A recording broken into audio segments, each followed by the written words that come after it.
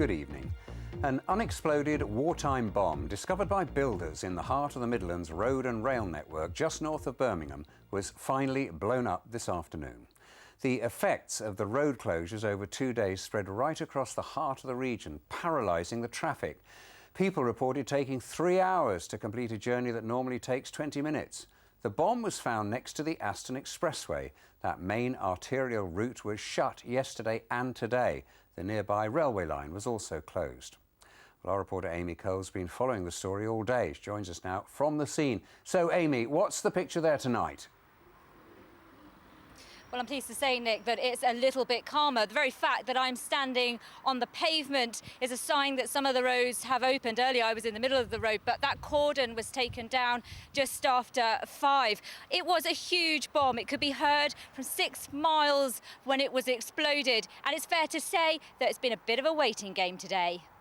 At 3:30 this afternoon, the bomb was finally detonated, captured on a Highways England camera. A moment to destroy, but the disruption it's caused has been widespread. With the Aston Expressway out of bounds, this was the M6 northbound approaching Birmingham at rush hour this morning.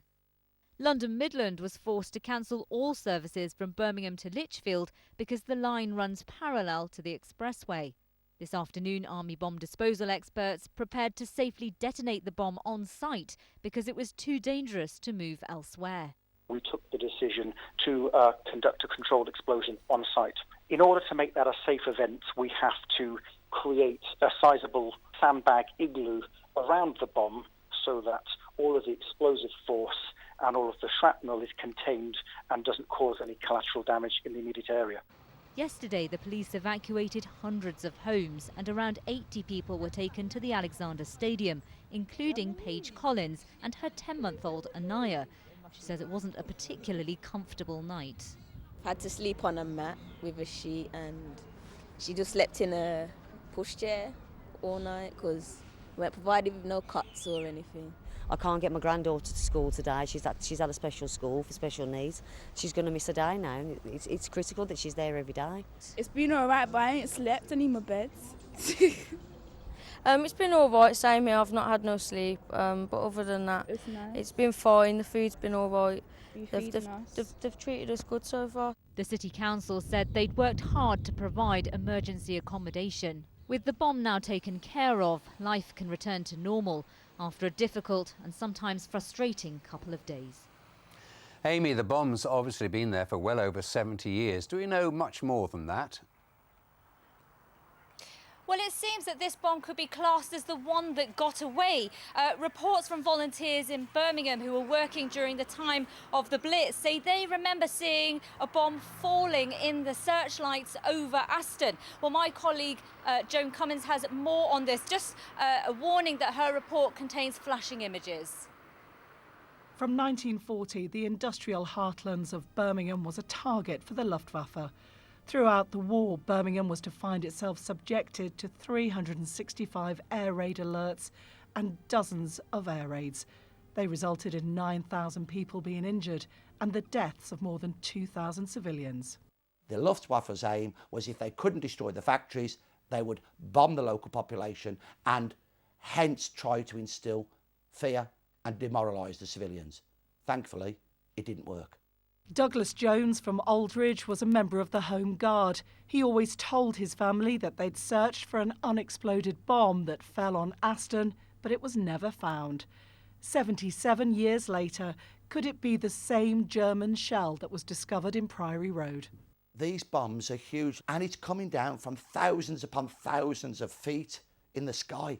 Can you imagine the power, the force, the velocity? So if it doesn't blow up when it hits the ground, it's going to smash into the ground. Now, there's other bombs dropping and exploding, so there's rubble could be blown all over this bomb. It's not surprising to me that it's been hidden away. And I don't think it would be surprising if more bombs were found. Social historian Carl Chinn has researched the crucial role that Birmingham played in the war effort. Much of the devastation and death toll were kept secret at the time to maintain morale and stop information reaching the Nazis. But as the decades have passed, he suggests that today may be an opportunity to remember those that put their lives on the line defusing the bombs, not only during the war, but also in peacetime. I think what is very important to bear in mind is not only the resilience, the determination and the bravery, not just of the people of Birmingham, but all of the people of the United Kingdom who fought against tyranny, but also the professionalism and bravery of the bomb disposal squads. Today's bird's eye view of Birmingham saw a region patiently and peacefully waiting for history to be played out. Joan Cummings, BBC Midlands Today, Birmingham. Well, leading the operation has been Chief Superintendent Chris Johnson of West Midlands Police. Tom Turrell has just spoken to him at the operation room at the Tally Ho in Edgbaston. Well, Nick, this has been a major operation in Birmingham today. Plenty of people disrupted, as you heard in Amy's report there. But it's under this roof here at the Tally Ho Control Centre, where the emergency services and the military have come under one roof to try and make this bomb safe. Now, joining me here now are two gentlemen from those services. We've got Wing Commander Alex Stylianides. He's from the Royal Air Force. If I start with you, sir, we're hearing that this bomb is one of the largest bombs that has been found unexploded on British soil since the Second World War. Indeed, it's one of the largest we've discovered in the UK. Obviously, we've had a specialist team from the British Army who've been dealing with the device in a controlled detonation to make it safe with a minimum disruption to all concerned in the immediate area. But a tricky bomb to handle, I would have thought. Yes, obviously a lot of corrosion on the device. Could have been a World War II bomb, but our Army experts are trained to deal with such a eventuality. Well, Chief Superintendent Chris Johnson stands next year. He's from West Midlands Police. Plenty of people disrupted by this.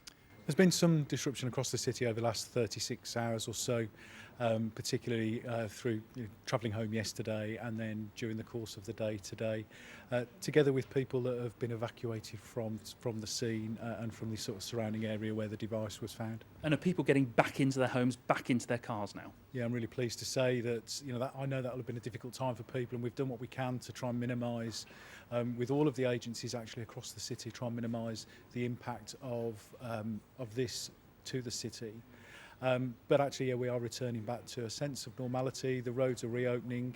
The A38 itself, which is probably the last main arterial road, is opening as we speak. And Network Rail are just undertaking some reassurance about putting the rail network back in place tomorrow.